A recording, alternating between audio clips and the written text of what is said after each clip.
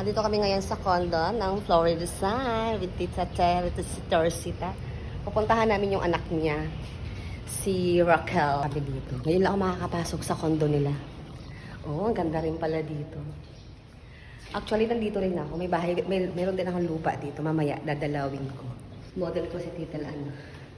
Tita Tere. Kawai. Hi. Dadalhan namin si Raquel ng pasalubong. Si Jesus ang dadalhin namin. Bubulagain namin siya. Ay, hindi niya alam na pupunta kami dito. Ang tagal namin hindi nagkita nito eh. Business lang kami dati noon eh. Ngayon, nirecruit ko yung nanay niya sa BS. Hindi na business. Papunta na kay Lord ang ano namin usapan. Nirecruit ko yung mama niya. Ayan, mama niya. Dati nagre-recruit ako mga business. Ngayon, na-recruit ko siya sa BAC. Ay, naakit mo pa ito? Kayang-kaya mo pa akitin to? Nice na to. Grabe.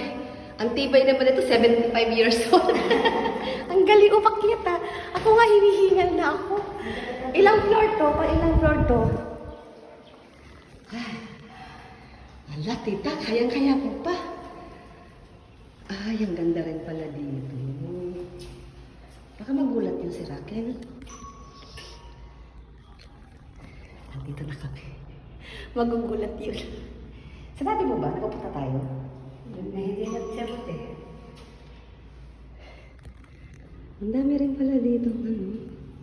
Siya lang mag-isa? Andiyan yung asawa niya? Wala yung mga kanya. Ah. Ang dami. Ang ganda pala rin dito.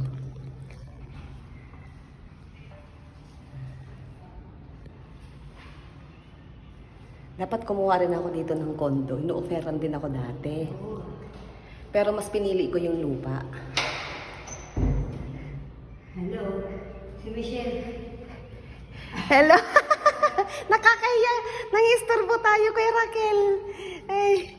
Dahil pumunta rin naman ako sa kondo ng friend ko, dinalaw ko na rin ang aking lupain. Ito ang aking lupa. Ayan. So far, wala pa naman nakatira. Wala pa naman naliligaw ako. Akala ko nandun ako sa kabilang area. Ito pala yun. Ang palatandaan ko yung may poste. Itong poste na ito. Ito yung ating lupa. Ito yung tinatayo ata ng bahay ng kumari ko. I'm not sure. Kasi ang dami ng bagong bahay. Nung last na punta ko dito, wala pa itong mga bahay na yan. Tapos, ito yata yung...